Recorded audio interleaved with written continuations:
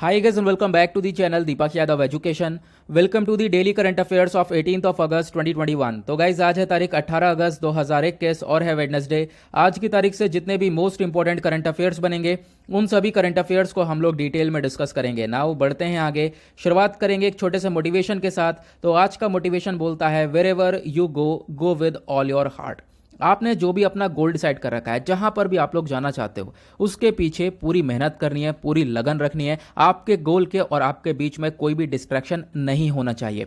जैसे कि for example बताऊं, आज आप लोगों ने पूरे दिन का शेड्यूल डिसाइड कर लिया होगा कि रात में सोने से पहले मुझे आज ये पढ़ना है, इतना इतना सिलेबस कवर करना है, ये टॉपिक पढ़ना है। तो इसको इंप्लीमेंट करना सीखो। हम लोग क्या करते हैं, चीज़ें सोच तो लेते हैं, बड़ी बड़ी चीज़ें सोच लेते हैं और हाँ, देखने में अच्छा लगता है कि अगर हम लोग इन चीज़ों को इंप्लीमेंट करेंगे तो कितने बढ़िया से काम चलेगा। लेकिन होता क्या है, हम उसको इंप्लीमेंट करते ही नहीं हैं।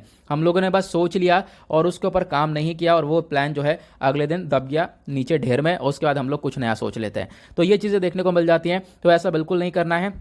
आज का अपना गोल सेट कर रखा होगा, रात में सोने से पहले मुझे ये काम करना है और उसको करने से पहले आपको सोना नहीं है। वो सब कुछ निपटाने के बाद सोना है, भले यहाँ पे रात के 12 को ना बज जाएं। धीरे धीरे यहाँ पर आप कह सकते हो आदत पड़ने लगेगी, धीरे धीरे चीज़ें लाइफ में इंप्लीमेंट होने लगेंगी और उसके बाद एक पर्टिकुलर टाइम बाद चीज़ें अपने आप होने लगेंगी। अपने आप अपने शेड्यूल के अंदर कवर हो जाओगे। तो यहाँ पर चीज़ों में थोड़ा सा टाइम लगता है, पहले मुझे भी बहुत ज़्यादा टाइम लगा है इन चीज़ों के अंदर डालने में। लेकिन आज के टाइम पर मैं अपना खुद का बताऊं, क्योंकि मुझे सुबह सुबह the Hindu newspaper analysis upload करना होता है, जो कि 7 से 7:30 या फिर कभी कभी उससे पहले भी अपलोड हो जाता है। तो मुझे उसको पढ़ने के लिए लगभग 3 साढ़े 3 बजे उठना पड़ता है। तो पहले मैं बिल्कुल भी नहीं उठ पाता था, सच बताऊं तो। लेकिन धीरे धीरे धीरे धीरे ऐसी हैबिट पड़ी है कि अब अपने आप आँख खुल जाती है। तो यहाँ पर धीरे धीरे आप जब मतलब चीज़ें करोगे ना, तो अपने आप हैबिट्स ही बन जाएगी। और शेड्यूल जो है वो बहुत ज़्यादा इंपॉर्टेंट है, टाइम बहुत इंपॉर्टेंट है। तो अच्छे से मैनेज करना जब सीखोगे आप, तो लाइफ में ऑब्वियस सी बात है बहुत कुछ पॉजिटिव वे में देखने को मिलेगा। देखिए, कोई डिस्ट्रैक्शन आएगी नहीं। अपना गोल सेट कर रखा है और हमने अपना प्लानिंग कर रखी है कि हमें ये काम करना है, उसके अलावा हमें किसी चीज़ पर ध्यान देना ही नहीं है। ओके, अब आगे बढ़ते हैं। एक बार नजर मार लेते हैं कौन कौन से आर्टिकल्स का डिस्कशन करना है हम लोग को आज के वीडियो में। पहला आर्टिकल बहुत ज़्यादा ज़बरदस्त होने वाला है, संवाद इनिशिएटिव के बारे में चर्चा करेंगे। ये संवाद इनिशिएटिव क्या है, ऐसे टाइप के क्वेश्चंस यूपीएससी बहुत ज़्यादा पूछता है। और यहाँ पे जो वीडियो है, इसके वीडियो का जो मेन मकसद वो यूपीएससी स्टेट पीएससी के ऊपर खास कर रखा गया है। यहाँ पे जितने भी आर्टिकल आपको डिटेल्ड आर्टिकल देखने को मिलेंगे, एक आर्टिकल की सारी information A to Z information आप लोगों को मिलेगी। मतलब एक आर्टिकल आपने यहाँ पे पढ़ लिया है कोई सा भी, तो उसके रिगार्डिंग आपका कोई भी क्वेश्चन, चाहे वो प्रीलिम्स हो चाहे वो मेंस हो, कहीं पर भी छूटने वाला नहीं है। सेकेंड आर्टिकल में हम डिस्कशन करेंगे कांग्रेशनल गोल्ड मेडल के बारे में। तो ये कांग्रेशनल गोल्ड मेडल क्या है, ये महात्मा गांधी जी को देने की बात की गई है। अब यहाँ पर इसका क्या महत्व है, किस किस को पहले दिया गया है और महात्मा गांधी जी को क्यों दिया जा रहा है, तो इसके बारे में डिस्कशन होगा। ये अमेरिका का एक हाईएस्ट सिविलियन मेडल यहाँ पे देखने को मिल जाएगा। उसका एक आर्टिकल, ये वाली एक्सरसाइज अभी हाल ही में चर्चा में थी, हमने डिस्कस किया था, ये वापस से चर्चा में आ चुकी है। तो हम थोड़ा सा और डिटेल में बात करेंगे इसके बारे में, अल मोहिद अल हिंद एक्सरसाइज के बारे में। तो यहाँ पर ये एक्सरसाइज इंडिया और सऊदी अरेबिया के बीच में कंडक्ट करवाई गई है। इस एक्सरसाइज के साथ साथ मैं आपको और भी वेरियस एक्सरसाइज के बारे में बताने वाला हूँ, जो कि हर एक एग्जाम में पूछी जाती ही है। उसके बाद नेक्स्ट आर्टिकल और भी बहुत इंपॉर्टेंट होने वाला है, वन धन प्रोड्यूसर कंपनीज के बारे में चर्चा हो रही है। तो ये प्रोड्यूसर कंपनीज क्या है, कैसे जो है ट्राइबल पीपल हैं उनको यहाँ पे बेनिफिट मिलेगा इस चीज़ से। उसके बाद यहाँ पे नेक्स्ट आर्टिकल है केव लाइन के बारे में। कुछ लाइन मिले हैं लगभग यहाँ पर 28,000 साल पहले, तो उनका शव है, उसके बारे में हम लोग डिस्कशन करेंगे। वो क्या है एग्जैक्टली, कैसी यहाँ पे फॉर्म में है और इससे क्या प्रतीत होता है कि यहाँ पर इतना पुराना मतलब लॉयन मिला है, इतने पुराने लॉयन की चीज़ें मिली हैं, तो इससे क्या प्रतीत होता है वो नजर आता है, वो भी हम लोग डिस्कस करेंगे। साथ ही साथ जानेंगे परमाफ्रॉस्ट क्या होता है। बहुत सारी आप लोगों को ऐसी इन्फॉर्मेशन मिलेगी, देखो डेली बेसिस पर वीडियो के अंदर आपको बहुत सारी ऐसी इन्फॉर्मेशन मिलेगी जो कि हम लोग नहीं सीख रहे हैं रोज, ठीक है। उसके बाद यहाँ पे जो सेकंड लास्ट आर्टिकल, ये और भी इंपॉर्टेंट है, वर्जिनिटी टेस्ट के बारे में चर्चा हो रही है। तो इंडोनेशिया ने जो है अभी यहाँ पे वर्जिनिटी टेस्ट के ऊपर रोक लगाई है। क्या है ये वर्जिनिटी टेस्ट, तो यहाँ पर इससे मतलब क्या नुकसान हो रहा था, तो इसके बारे में हम चर्चा करेंगे। एट द लास्ट हम लोग बात करेंगे इलेक्ट्रिक व्हीकल्स के बारे में। तो इलेक्ट्रिक व्हीकल्स को लेकर हैंडबुक यहाँ पे लॉन्च करी गई है और उस हैंडबुक के अंदर यहाँ पे इलेक्ट्रिक व्हीकल्स को लेकर कैसे कैसी चीज़ें सेटअप करनी है उसके बारे में चर्चा की गई है। आगे हम लोग उसके बारे में बात करने वाले हैं। बट आगे बढ़ने से पहले गाइज, अगर आप लोग को इस लेक्चर का पीडीएफ चाहिए तो नीचे डिस्क्रिप्शन बॉक्स में आप सभी लोगों को टेलीग्राम का लिंक दिया गया है, वहां से जाकर आप लोग इस लेक्चर के पीडीएफ को डाउनलोड कर सकते हो। और यह है मेरी Instagram ID Deepak Yadav education, इसका लिंक भी आपको नीचे डिस्क्रिप्शन बॉक्स में मिल जाएगा, जाकर आप लोग फॉलो भी कर सकते हो। साथ ही साथ आप लोग चाहते हो दीपक यादव एजुकेशन चैनल को सपोर्ट करना, तो जब आप लोग यहाँ पर नीचे देख रहे होंगे जहाँ पे दीपक यादव एजुकेशन लिखा है, बराबर में सब्सक्राइबर्स लिखे हैं, बराबर में एक ज्वाइन बटन आ रहा होगा, उस ज्वाइन बटन को आप ज्वाइन करके एक इस चैनल को थोड़ा सा अमाउंट पे करके आप सपोर्ट भी कर सकते हो। ठीक है, आगे बढ़ते हैं। अब यहाँ पे जो पहला आर्टिकल है हमारा वो पॉलिटी एंड गवर्नेंस के पॉइंट ऑफ व्यू से है और ये आर्टिकल जीएस पेपर 2 के अंदर स्टैंड करेगा। सभी को मालूम होगा पॉलिटी जीएस पेपर 2 के अंदर आता है। चर्चा हो रही है संवाद इनिशिएटिव के बारे में। अब ये संवाद इनिशिएटिव क्या है, न्यूज़ में क्यों है, सबसे पहले हम लोग ये देखेंगे। मैं आपको सारे आर्टिकल भी दिखाऊंगा, सोर्सेस भी दिखाऊंगा कहाँ कहाँ से आर्टिकल को लिया गया है। तो ये आर्टिकल पीआईबी से लिया गया है और पीआईबी सरकारी वेबसाइट है, तो मतलब यहाँ पे आर्टिकल बहुत ज़्यादा ऑथेंटिक आते हैं और इंपॉर्टेंट होते हैं। यूपीएससी के अंदर बहुत ज़्यादा क्वेश्चन पूछे जाते हैं जो कि पीआईबी आर्टिकल से बने होते हैं। तो यहाँ पे आप देख पाओगे इस आर्टिकल में चर्चा हुई है जो संवाद इनिशिएटिव है उसके सेकंड फेज को यहाँ पे लाया गया है, उसको लॉन्च किया गया है। तो इसको लॉन्च करने वाली कौन सी बॉडी है, वो है ministry of women and child development. इन्होंने संवाद प्रोग्राम का सेकंड फेज लॉन्च किया है। पहला फेज इसका खत्म हुआ, उसके बाद सेकंड फेज लॉन्च किया है। अभी हम लोग बात करेंगे। ये जो प्रोग्राम है इसका मेन मकसद है जो भी बच्चे हैं, जो बच्चे आज के टाइम पर परेशान हैं कोविड को लेकर, उनके माता पिता की डेथ हो चुकी है या फिर बच्चों की ट्रैफिकिंग हो रही है, बच्चों को त्याग दिया गया है, ऐसी चीज़ें यहाँ पर देखने को मिली है, बच्चे बहुत परेशानी में हैं, तो उनकी मेंटल हेल्थ को काफ़ी ज़्यादा यहाँ पे सपोर्ट करेगा यह स्कीम। ओके, उसके साथ साथ जो गवर्नमेंट है उन्होंने यहाँ पर अभी पीएम केयर्स भी अनाउंस किया है कि जो भी बच्चे हैं उनके माँ बाप की डेथ हुई है अगर कोविड की वजह से, तो फिर उन बच्चों को सपोर्ट किया जाएगा, उन बच्चों को आगे लाइफ टाइम तक काफ़ी हद तक सपोर्ट दिया जाएगा, ऐसा यहाँ पे गवर्नमेंट ने बोला है। और गवर्नमेंट ने पीएम केयर स्कीम के अंदर में ये सारी चीज़ें बताई भी है कि हाँ काफ़ी सारा फंड हम लोग यहाँ पे बच्चों के लिए लगाने वाले हैं। तो बेसिकली संवाद क्या क्या काम है वो मैंने अभी आपको बताया। अब क्वेश्चन ये होगा संवाद की फुल फॉर्म क्या है। संवाद की फुल फॉर्म है, संवाद stands for support advocacy and mental health interventions for children in vulnerable circumstances and distress. यानी ऐसे बच्चे जो कि आज के टाइम पर बहुत ज़्यादा स्ट्रेस में, डिप्रेशन में, परेशानी में हैं, उनको सपोर्ट करना, उनकी मेंटल हेल्थ का ध्यान रखने का काम करता है ये संवाद इनिशिएटिव। ओके, उसके बाद इस इनिशिएटिव को फंड कौन करेगा, तो इसको पैसा देने वाली बॉडी है ministry of women and child development. इस बॉडी को, इस पूरा जो इनिशिएटिव है इसको एक तरीके से इंप्लीमेंट कौन करेगा, ये लागू कौन करेगा, तो इंप्लीमेंटिंग बॉडी है वो है निमहंस यानी national institute of mental health and neuroscience. इसके बारे में बात कर लेते हैं। तो ये एक बहुत बड़ा सेंटर है मेंटल हेल्थ को जो लेकर वर्क करता है, ठीक है, मेंटल हेल्थ को सपोर्ट करता है और ये भी ministry of health and family welfare के अंडर में आता है। तो ये वाली जो बॉडी है ना, ये एक तरीके से हमारी इस इनिशिएटिव को, संवाद इनिशिएटिव को इम्प्लीमेंट करने वाली है और संवाद इनिशिएटिव को इम्प्लीमेंट करते हुए उन बच्चे को ऊपर ध्यान दिया जाएगा जो बच्चे आज के टाइम पर बहुत ज़्यादा डिस्ट्रेस में है, उनकी मेंटल हेल्थ जो है पूरी तरह से यहाँ पे खराब हो चुकी है, तो उसको यहाँ पे सपोर्ट किया जाएगा। अब इस इनिशिएटिव का मेन पर्पज़ क्या है, तो ये जो नेशनल इनिशिएटिव है इसका मेन पर्पज़ है जो चाइल्ड को प्रोटेक्शन देना, regarding mental health, regarding psychological care देना बच्चे को, ठीक है, जो कि आज के टाइम पर परेशानी में है। उसी के साथ यहाँ पर क्या है, एजुकेशन प्रोवाइड करवाना, मेंटल हेल्थ सपोर्ट देना, बच्चे को स्पेशल नीड्स देना, प्रोटेक्शन देना। उसके बाद यहाँ पर बहुत सारे बच्चे हैं उनको एक तरीके से आप स्पेशलाइज ट्रेनिंग करिकुलम दे सकते हो, ठीक है। उसके बाद यहाँ पर जिससे कि होगा कि बच्चों की मेंटल हेल्थ को यहाँ पे थोड़ा बहुत सपोर्ट मिल जाएगा। साथ ही साथ ये इनिशिएटिव बहुत सारे तरीके और भी बताएगा कि बच्चे के डिस्ट्रेस को कैसे दूर किया जा सकता है, ठीक है। तो यहाँ पर ये सारी चीज़ें भी होने वाली हैं। उसके बाद क्वेश्चन ये है, हम लोग मेंटल हेल्थ कर रहे हैं, तो मेंटल हेल्थ एग्जैक्टली क्या होती है, तो वर्ल्ड हेल्थ ऑर्गेनाइजेशन क्या बताता है, मेंटल हेल्थ एक होता है स्टेट ऑफ वेलबींग। आप मतलब कैसा स्टेट में, आपका मतलब आप अच्छी तरीके से वर्क कर रहे हो, आपके अंदर कैपेबिलिटी है, कोई भी गर्ल या फिर बॉय उसके अंदर कैपेबिलिटी है, वो नॉर्मल स्ट्रेस से लड़ सकता है, लाइफ की जो भी नॉर्मल स्ट्रेस है उससे आराम से लड़ सकता है, अपना आराम से काम कर सकता है, फ्रूटफुली काम कर सकता है, काम वर्क जो कर सकता है वो प्रोडक्टिवली वर्क कर सकता है, तो उसकी मेंटल हेल्थ सही है। बट यहाँ पर क्या है, जो नॉर्मल स्ट्रेस है उसी से यहाँ पर बंदा परेशान होता हुआ नजर आ रहा है, बंदा स्ट्रेस में है, तो वो कहीं ना कहीं मेंटल हेल्थ के ऊपर काफ़ी बड़ा खतरा देखने को मिल जाता है। और आज के टाइम पर कोविड की वजह से ये मेंटल हेल्थ के ऊपर बहुत बुरा प्रभाव पड़ा भी है। जैसे आपके लिए फिजिकल हेल्थ इंपॉर्टेंट है, उसी तरीके से मेंटल हेल्थ भी बहुत ज़्यादा इंपॉर्टेंट है। किसी व्यक्ति के अंदर फिजिकल हेल्थ, मेंटल हेल्थ, ये दो चीज़ें आ जाती हैं तो आप समझ सकते हो वो कोई भी काम कर सकता है। और मेरे नज़रिए में एक व्यक्ति के पास क्या क्या होना चाहिए, फिजिकल हेल्थ, मेंटल हेल्थ और इसके साथ यहाँ पर उसकी फैमिली सपोर्ट, ठीक है, फैमिली साथ में हो, और उसके बाद उसके पास एक फाइनेंशियल हेल्थ। ये चार चीज़ें हैं तो बंदा लाइफ में कुछ भी अचीव कर सकता है, ठीक है। उसके बाद यहाँ पे हम लोग बात करते हैं आज के टाइम पर इंडिया के अंदर मेंटल हेल्थ को लेकर क्या सिनेरियो है। तो एक रिपोर्ट पब्लिश करी गई थी लैंसेट साइकाइट्री के अंदर, ये बात है लगभग फरवरी 2020 की। इन्होंने बताया साल 2017 के अंदर लगभग 197.3 मिलियन पीपल हैं जो कि मेंटल डिसऑर्डर से सफ़र कर रहे हैं भारत के अंदर। तो आप समझ सकते हो इतने लोग हैं जो कि मेंटल डिसऑर्डर से लड़ रहे हैं, और मतलब आप कह सकते हो कि इतनी ज़्यादा मात्रा में लोग यहाँ पर देखने को मिल रहे हैं, और ये बीमारी आप कह सकते हो कि बहुत पहले से देखने को मिल रही है। इतने लोग परेशान हैं। जो ये टॉप मेंटल इलनेस है ना, एक तरीके से यहाँ पर ये डिप्रेसिव डिसऑर्डर है, एंजाइटी डिसऑर्डर है। इसमें से मतलब जितने मैंने आपको बताया कि इसमें से बहुत सारे लोग, लगभग 45.7 मिलियन जो लोग हैं वो डिप्रेसिव डिसऑर्डर से जूझ रहे हैं और 44.9 मिलियन लोग एंजाइटी डिसऑर्डर से जूझ रहे हैं। और एक तरीके से जो मेंटल डिसऑर्डर्स का जो कॉन्ट्रीब्यूशन है इसके अंदर अगर हम लोग बात करें तो ये इंक्रीज होता हुआ नजर आया। 1990 के अंदर मेंटल डिसऑर्डर इतने नहीं हुआ करते थे, लगभग 2.5% था। 2017 के अंदर ये मेंटल डिसऑर्डर इंक्रीज होकर 4.7% पहुंच चुका है। मतलब स्ट्रेस जो है लाइफ में साल ब साल बढ़ता हुआ नजर आ रहा है। ये एक इंडिकेशन देता हुआ नजर आएगा ये इनिशिएटिव।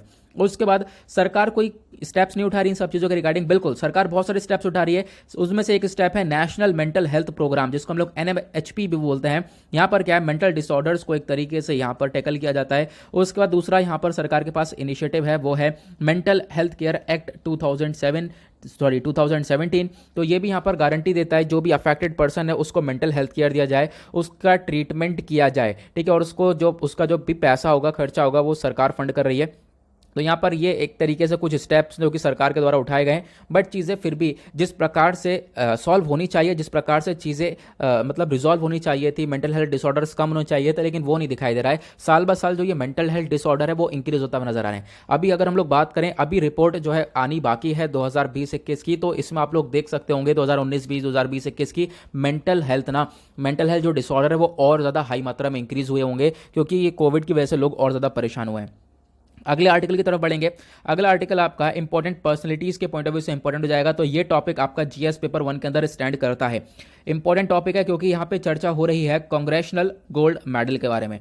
तो ये न्यूज़ में क्यों है, पहले मैं आपको सोर्स दिखा देता हूँ। इंडियन एक्सप्रेस का ये आर्टिकल है, एक्सप्लेन पेज पर इसको पूरी तरह से समझाया गया है। मैंने वहीं से इस आर्टिकल को उठाया है कि कांग्रेशनल गोल्ड मेडल क्या है, ठीक है। और आप कह सकते हो कि ये गांधी जी ऐसे पहले व्यक्ति बन जाएंगे, ठीक है। एक तरीके से आप कह सकते हो गांधी जी को एक ऐसे पहले पर्सन बन जाएंगे, इंडियन पर्सन बन जाएंगे जिनको ये अवार्ड मिलेगा।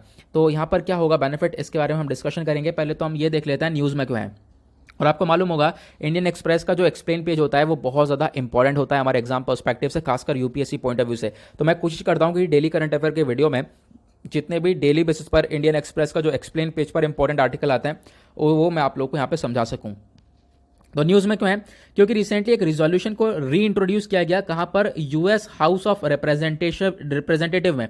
और यहाँ पर इन्होंने डिसाइड किया है ये जो कांग्रेशनल गोल्ड मेडल है ये दिया जाएगा किनको, महात्मा गांधी जी को। अब यहाँ पर क्यों दिया जा रहा है, क्योंकि महात्मा गांधी जी का एक बहुत बड़ा कॉन्ट्रीब्यूशन है नॉन वायलेंस के अंदर, अहिंसा की तरफ बहुत बड़ा यहाँ पे कॉन्ट्रीब्यूशन है, जो कि यहाँ पर आप कह सकते हो बहुत सारे लोग इसको सपोर्ट भी करते हैं। और जैसे ही अगर मान लो ये अवार्ड मिल जाता है, अब यहाँ पर सिर्फ और सिर्फ इसके बारे में चर्चा हो रही है, तो महात्मा गांधी जी को जैसे अवार्ड मिलेगा इनके नाम पर, तो एक तरीके से पहले इंडियन बन जाएंगे जिनको ये कांग्रेशनल गोल्ड मेडल मिलेगा, जो कि एक हाईएस्ट सिविलियन अवार्ड है US के अंदर। ओके, अभी अवार्ड एग्जैक्टली क्या है तो इसके बारे में बात करते हैं। तो US कांग्रेस लेजिस्लेचर ने यहाँ पर एक तरीके से बोला है, ये जो कमीशन क्या है, जो ये गोल्ड मेडल है ये एक हाईएस्ट एक्सप्रेशनल नेशनल एप्रिसिएशन है, ठीक है। किसी भी व्यक्ति के लिए यहाँ पर जो इस व्यक्ति ने कितना कंट्रीब्यूट किया है, कितना अचीव किया है, उसको दर्शाएगा, और उसी के चीज़ों को देखते हुए एक हाईएस्ट एक्सप्रेशनल यहाँ पर एप्रिसिएशन दिया जा रहा है US के द्वारा।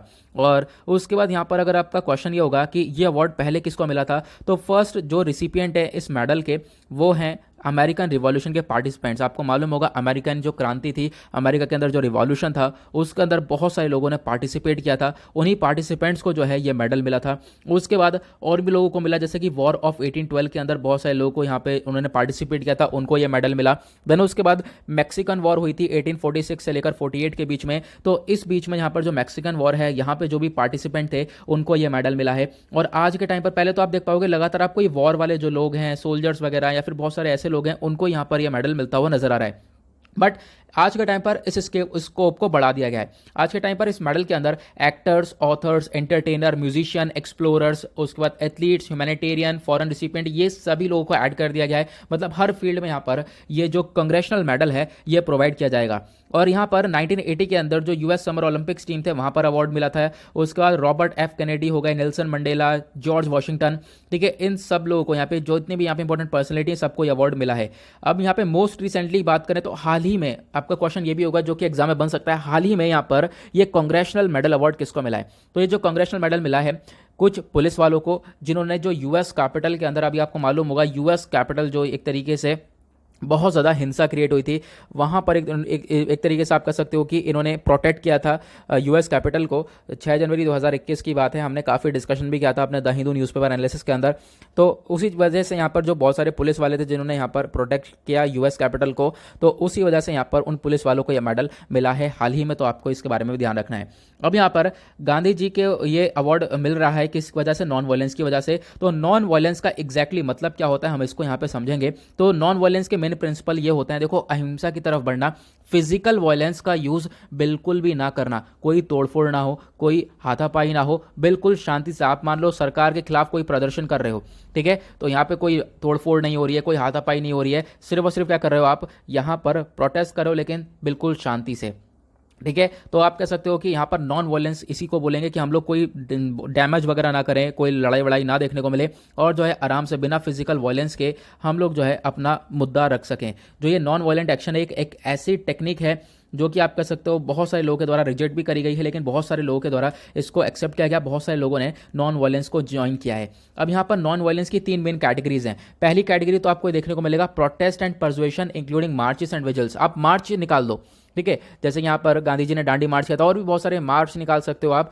तो फिर क्या होगा, इससे क्या होगा, यहाँ पर आप एक तरीके से अपनी बात भी रख रहे हो, जो भी आप प्रोटेस्ट कर रहे हो, आप प्रदर्शन कर रहे हो, लेकिन शांतिपूर्वक कर रहे हो, कोई यहाँ पर तोड़फोड़ या मारा पीटी नहीं हो रही है। उसके बाद नॉन कोऑपरेशन दूसरा हो गया, ठीक है, जैसे यहाँ पर आपको मालूम होगा इंडिया में नॉन कोऑपरेशन मूवमेंट को सपोर्ट किया गया था, ठीक है, कि हम लोग अब ब्रिटिशर्स के साथ कोई भी कोऑपरेट करेंगे नहीं, और फिर उनको यहाँ पे भगाने की बात करी गई। फिर उसके बाद नॉन वायलेंट इंटरवेंशन हो, ठीक है, जैसे कि आप ब्लॉकेड्स वगैरह कर सकते हो। तो इससे क्या होगा, मतलब तोड़फोड़ की चीज़ें ना हो, यहाँ पे जो अहिंसा है ना, वो हिंसा है ना, वो ना हो बने, सिर्फ और सिर्फ आप लोगों को नॉन वायलेंस के रास्ते पर चलना है। 2 अक्टूबर इसी चक्कर में international day of non violence की तरह पर देखा जाता है, क्योंकि 2 अक्टूबर को महात्मा गांधी जी का बर्थडे होता है। तो उसी दिन पर हम लोग international day of non violence को भी सेलिब्रेट करते हैं। अब हम बात करते हैं गांधीयन स्ट्रेटेजी को। गांधी जी का क्या स्ट्रेटेजी था नॉन वायलेंस को लेकर?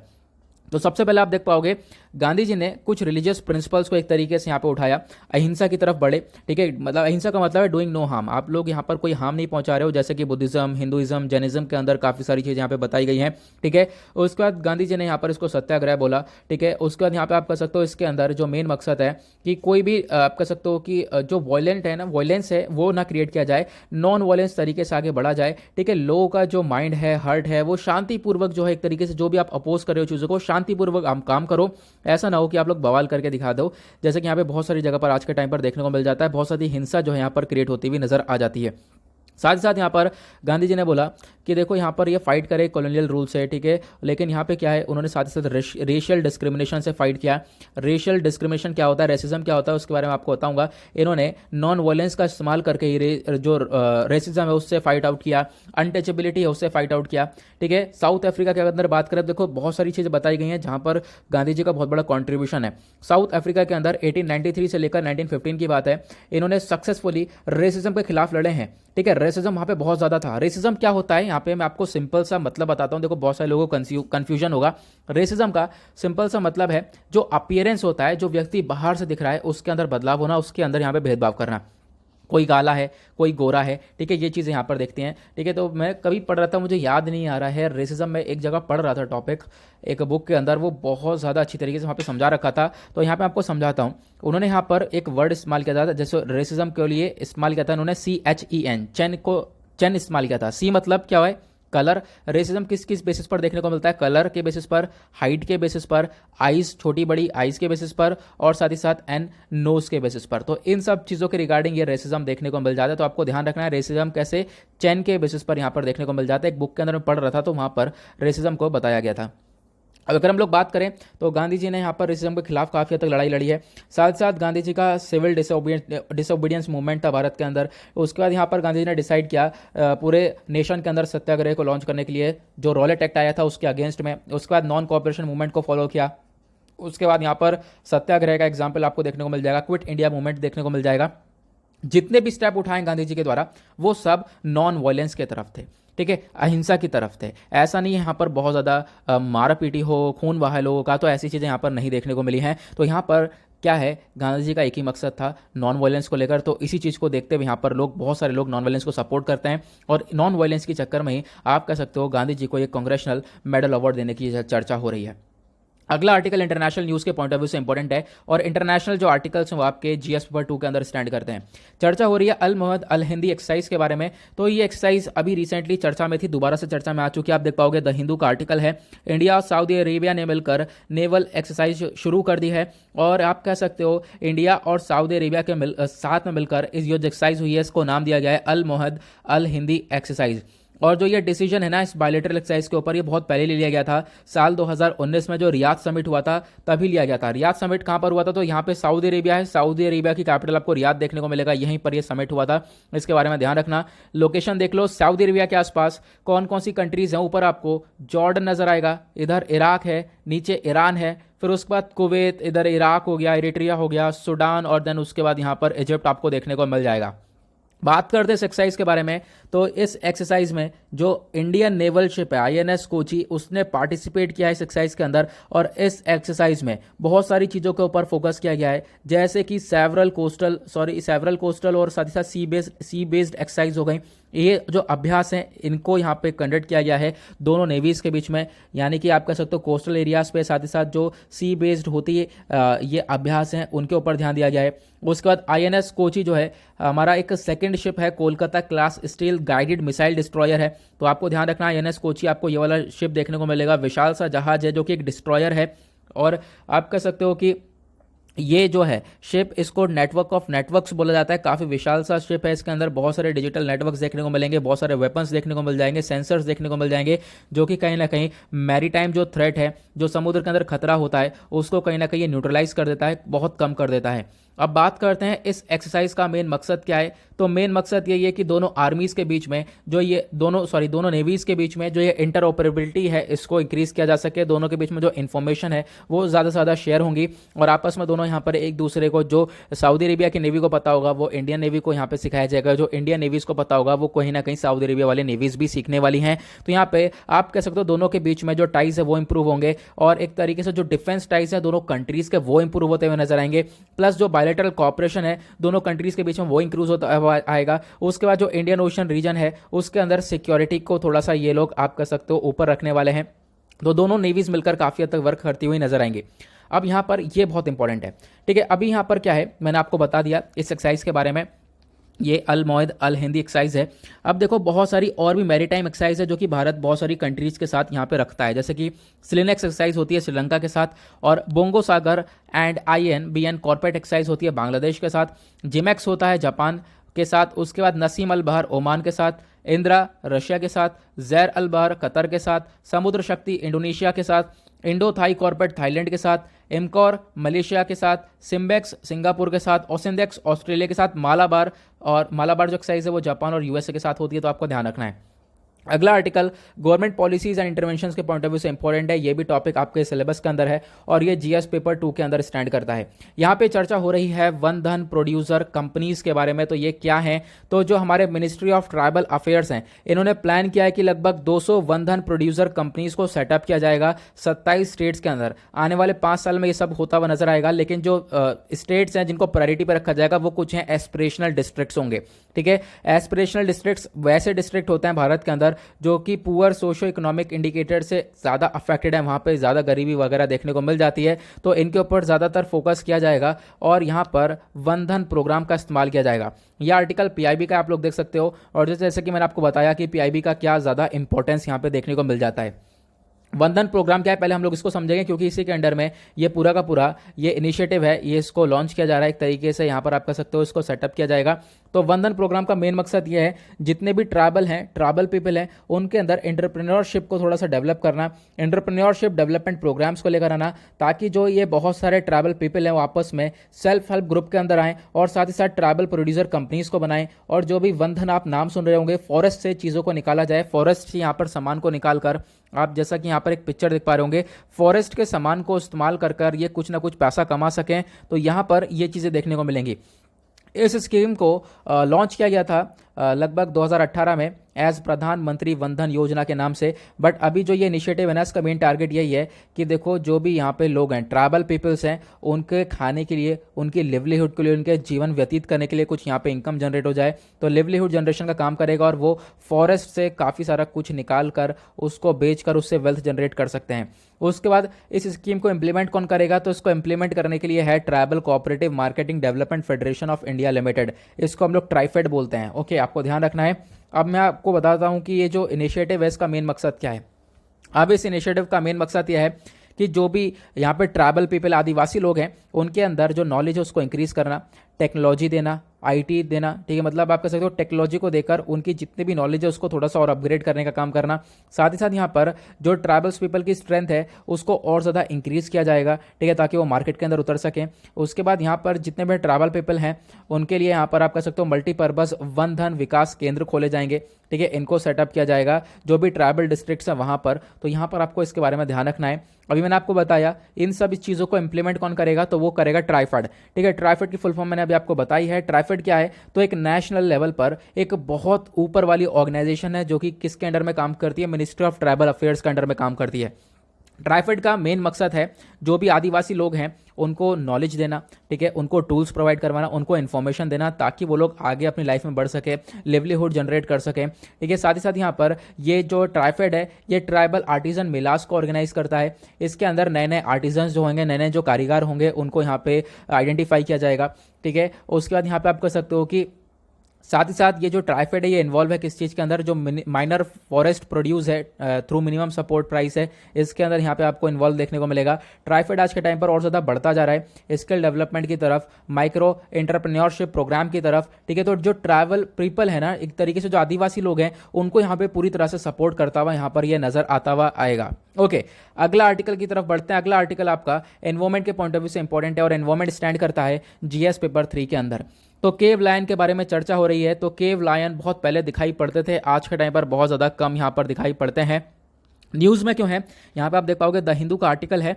रिसेंटली यहाँ पे साइंटिस्ट ने ढूंढा है लगभग एक केव लायन कब मिला है, ठीक है, केव लायन का बच्चा मिला है जो कि 28,000 साल पहले देखने को मिला था, ठीक है। एक तरीके से 28,000 साल पुराना है यहाँ पे ये बोला गया। और आप कह सकते हो कि इसका जो निकनेम दिया गया है वो है बोरिस एंड स्पार्ता। तो इसका नाम आपको ध्यान रखना है। उसके बाद ये वनडे एग्जाम के पॉइंट ऑफ व्यू से इंपॉर्टेंट है, प्लस यहाँ पर बहुत सारी चीज़ें हैं जो कि यूपीएससी पर्सपेक्टिव से भी इंपॉर्टेंट है। ओके, नाउ क्वेश्चन क्या है? जो ये 28,000 साल पुराना है ये लायन कब देखने को मिला है, कहाँ पे मिला है? तो ये रशिया के अंदर साइबेरियन फॉरेस्ट परमाफ्रॉस्ट से देखने को मिला है, ठीक है। ये जो कब है ये 15 मीटर लंबा है ऐसा बोला गया। सॉरी, यहाँ पर ये 15 मीटर लंबा नहीं है, एक तरीके से यहाँ पर ये बोला गया बहुत साल पुराना है, ठीक है। और यहाँ पे कुछ इस प्रकार से चीज़ें देखने को मिली, कुछ ये पिक्चर देखने को मिल रही हैं, ऐसी चीज़ें यहाँ पर बताई गई हैं। इस लायन के बारे में बात करते हैं। जो ये केव लायन है इसका साइंटिफिक नेम है पैंथेरा स्पीलिया। इसका जो निकनेम है वो है मेगा लायन। ये प्री हिस्टोरिक लायन है, ठीक है, जो कि कह सकते हो कि लास्ट जो आइस एज था ना उस समय पर देखने को मिलता था। 2.6 मिलियन ईयर्स पहले ये देखने को मिलता था, ठीक है, जो आज के टाइम पर यूरोप के अंदर है वाला एरिया। और आप कह सकते हो कि ये एक मोस्ट कॉमन प्रीडेटर था। प्रीडेटर क्या होता है? मतलब एक ऐसा एनिमल जो कि दूसरे एनिमल को खाता हो। तो ये लास्ट आइस एज का प्रीडेटर था। और यहाँ पे आप कह सकते हो कि जैसा कि मैंने आपको एक पिक्चर दिखाऊंगा, प्रीडेटर क्या होता है। जैसे यहाँ पर ये ईगल है, ये प्रीडेटर हो गया और ये मछली इसकी शिकार हो गई, ठीक है। अब यहाँ पर ये वाला पिक्चर आप देख पा रहे होंगे, ये केव लायन है। इसकी लेंथ हुआ कर दी 21 मीटर की।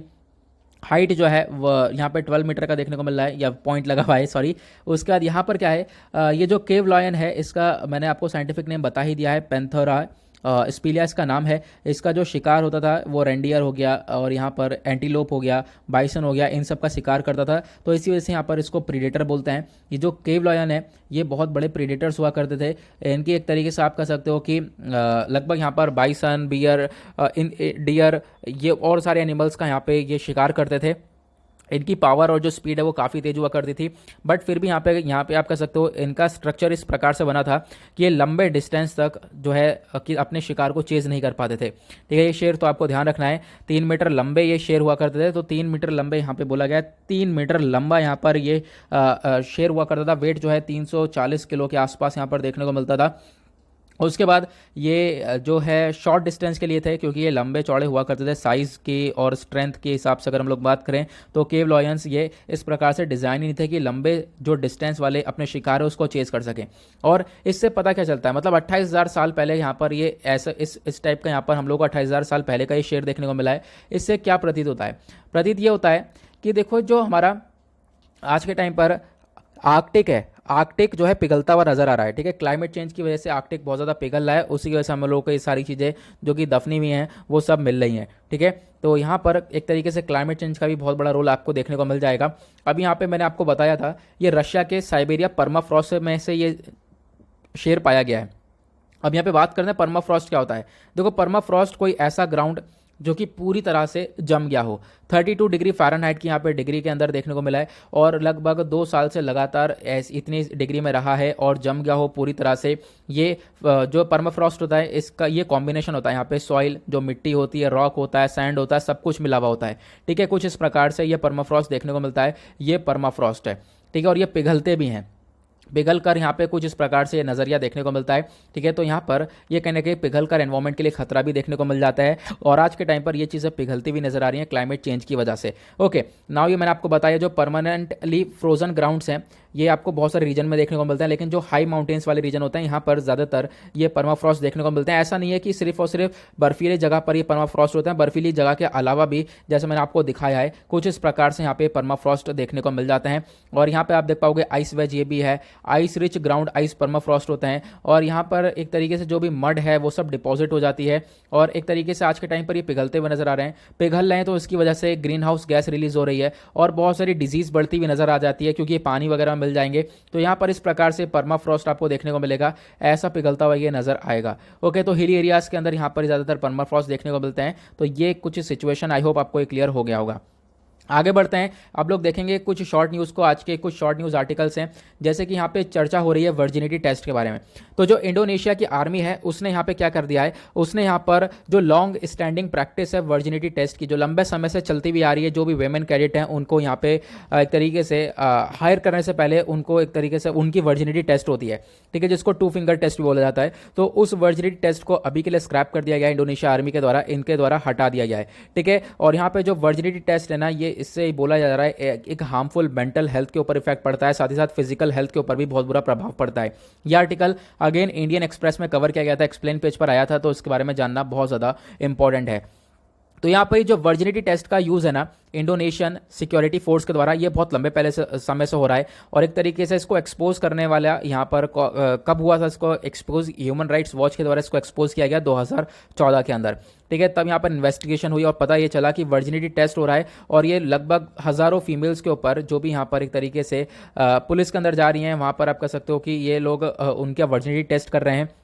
और एक तरीके से आप कह सकते हो ये जो वर्जिनिटी टेस्ट है कहीं ना कहीं काफ़ी सारी चीज़ों के खिलाफ है। इस वर्जिनिटी टेस्ट को 2 फिंगर टेस्ट भी बोला जाता है। इसमें क्या होता है, हम लोग यहाँ पर आप कह सकते हो कि ये जो इंडोनेशिया के अंदर है ये टेस्ट का इस प्रकार से इस्तेमाल किया गया है। इसके पीछे का रीज़न यह है कि जो गर्ल है या फिर वुमेन है उसका ये पता लगाया जा सके कि क्या वो विमेन इंगेज है इंटरकोर्स के अंदर। ठीक है, वेजिनल इंटरकोर्स हुआ है उसके साथ या नहीं, तो यहाँ पर इस चीज़ का पता लगाने का काम करा जाता है इस वर्जिनिटी टेस्ट के थ्रू।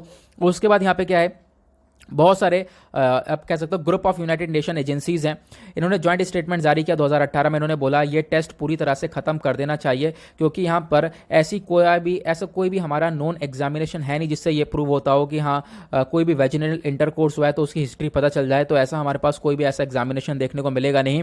तो यहाँ पर बोला गया है ये चीज़ें कहीं ना कहीं हार्मफुल हैं फिजिकल हेल्थ के लिए भी, साथ ही साथ वीमेन की साइकोलॉजिकल हेल्थ के लिए भी। तो इन चीज़ों को यहाँ पे हटा देना चाहिए, स्क्रैप कर देना चाहिए, और इसको स्क्रैप किया भी गया है। आज का लास्ट आर्टिकल चर्चा करता है इलेक्ट्रिक व्हीकल्स के बारे में। तो नीति आयोग ने रिलीज कर दी है एक हैंडबुक। ठीक है, कि ये लोग यहाँ पर हैंडबुक के अंदर क्या इन्होंने बोला है, इन्होंने गाइड किया है स्टेट गवर्नमेंट को, लोकल बॉडीज़ को, और इनके लिए काफ़ी सारी पॉलिसीज़ को फ्रेम किया है, नॉर्म्स को फ्रेम किया है कि किस प्रकार से ये लोग जो चार्जिंग नेटवर्क होता है इलेक्ट्रिक व्हीकल्स के लिए वो सेटअप कर सकते हैं। जैसे आप लोग देख पा रहे होंगे चार्जिंग नेटवर्क है ना, तो इसके थ्रू यहाँ पे इलेक्ट्रिक व्हीकल चार्ज होगा। तो इन नेटवर्क को कैसे सेटअप किया जा सकता है उसको लेकर काफ़ी सारे रूल्स एंड रेगुलेशंस, पॉलिसीज़ वगैरह यहाँ पे रिलीज़ करी गई हैं नीति आयोग के द्वारा।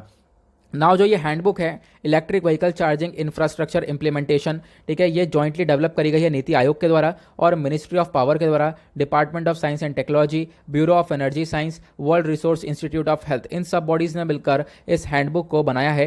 देन उसका ये जो हैंडबुक है ये कहीं ना कहीं एक सिस्टमेटिक और पूरी तरह से अप्रोच देगी कि किस प्रकार से आप लोग इंप्लीमेंट कर सकते हो प्लानिंग, ऑथराइजेशन या फिर अपना जो इलेक्ट्रिक व्हीकल चार्जिंग इंफ्रास्ट्रक्चर है इन सब चीज़ को लेकर आप कैसे सेटअप कर सकते हो, इनको एग्जीक्यूट कैसे कर सकते हो। तो सारी गाइडलाइंस, सारी पॉलिसीज, सारे रूल्स एंड रेगुलेशंस वो सब इस हैंडबुक के अंदर देखने को मिल जाएंगे। इसका मेन ऑब्जेक्टिव यह है कि ज़्यादा से ज़्यादा चार्जिंग इंफ्रास्ट्रक्चर को बढ़ाया जाए ताकि एक तरीके से इलेक्ट्रिक व्हीकल को भी हम कहीं ना कहीं प्रमोट करें अपनी कंट्री के अंदर। ओके, आई होप आप लोग गाइस सारे आर्टिकल अच्छे से क्लियर हो गए हैं, सभी इंपॉर्टेंट आर्टिकल्स हैं और कहीं ना कहीं हमारे एग्जाम से काफ़ी हद तक रिलेट करते हुए ये नजर आएंगे। इसी के साथ करते हैं लेक्चर को समाप्त, मिलते हैं आप लोगों से नेक्स्ट वीडियो में। आज के लिए bye bye, have a nice day, thank you and जय हिंद।